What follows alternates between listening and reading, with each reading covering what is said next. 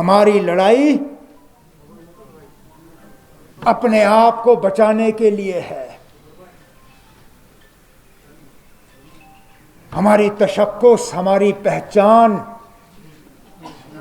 हमारी शनाख्त, हमारा आने वाला कल,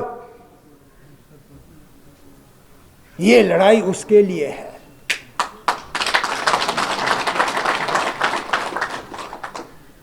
इन दिल्ली वालों ने कोई हरबा नहीं छोड़ा हमें कमजोर करने के लिए और बांटने के लिए।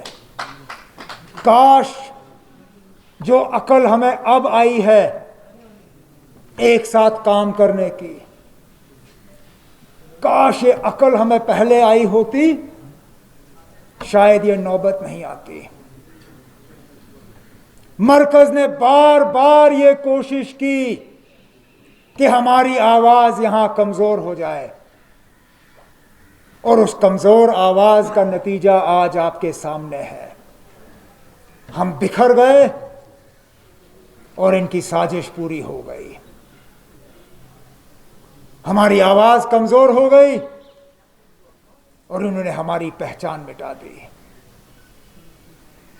लेकिन आज भी वो लोग जो दिल्ली में कहते हैं कि हमने जम्मू कश्मीर के साथ 5 अगस्त को ये सब किया, इस रियासत को पूरी तरह इस मुल्क के साथ मिलाने के लिए, आज भी वो हमारे साथ फर्क करते हैं।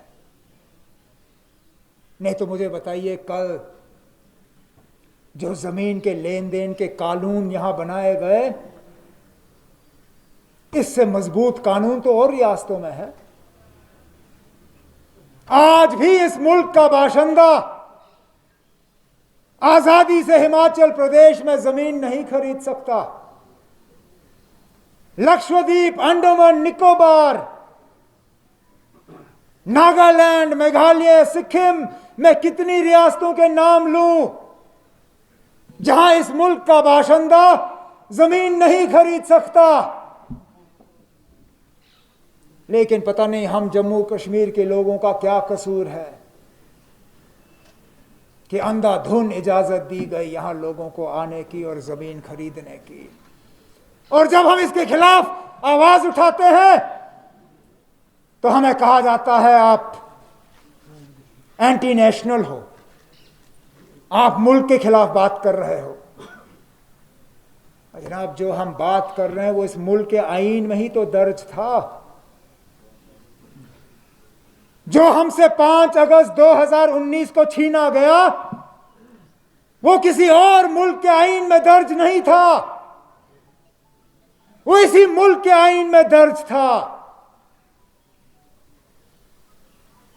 अगर जम्मू कश्मीर को वो खसूसी दर्जा नहीं दिया होता,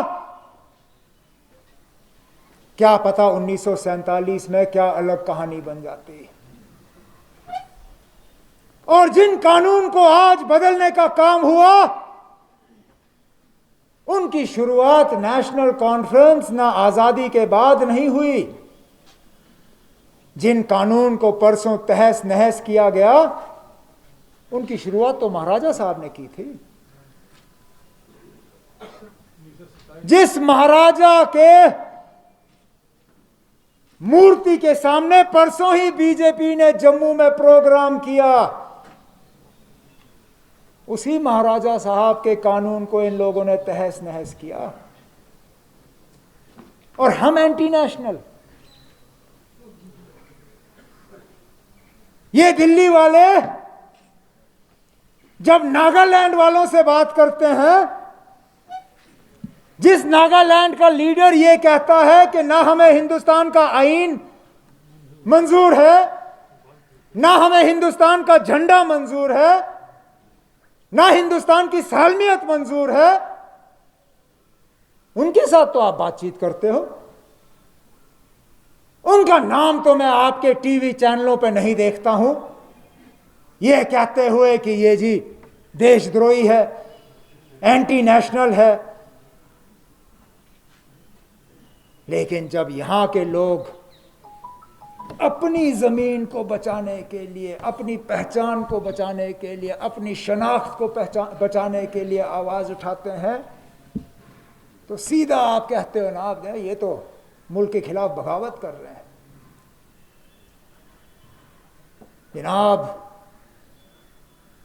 जिस जगह हम आज बैठे हैं, जिस झंडे के तले आज हम ये प्रोग्राम कर रहे हैं, अगर हमें मुल्क के खिलाफ बगावत करनी होती तो 1947 में हमारा अदना वर्कर मकबूल शेरवानी बारामुल्ला में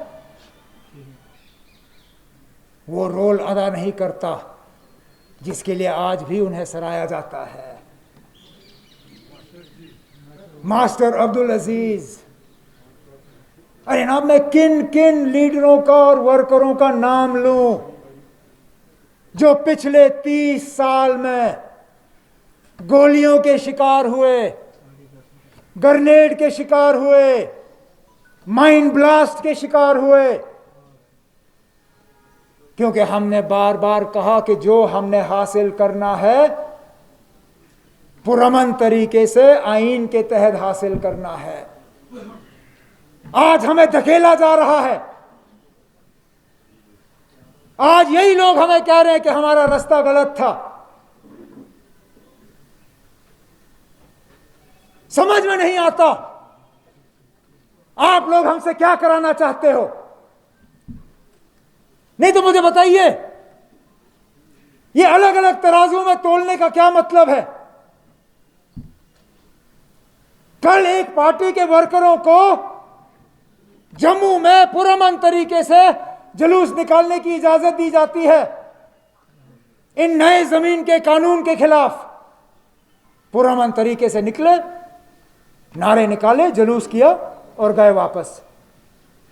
आज उसी तंजीम ने श्रीनगर में पुरअमन तरीके से एक जुलूस निकालने की कोशिश की और क्या किया आपने? वर्करों को उठाया, कोठीबाग पुलिस थाने में बंद किया। आखिरकार बताइए, आप हमसे चाहते क्या हो? क्या आप वाकई चाहते हो कि हम मेन स्ट्रीम छोड़ दें? जिस चीज के लिए हमने 30 साल यहां कुर्बानियां दी, क्या आप चाहते हो कि हम वो छोड़ दें? कोई समझाए मुझे, ये कहां पे लिखा है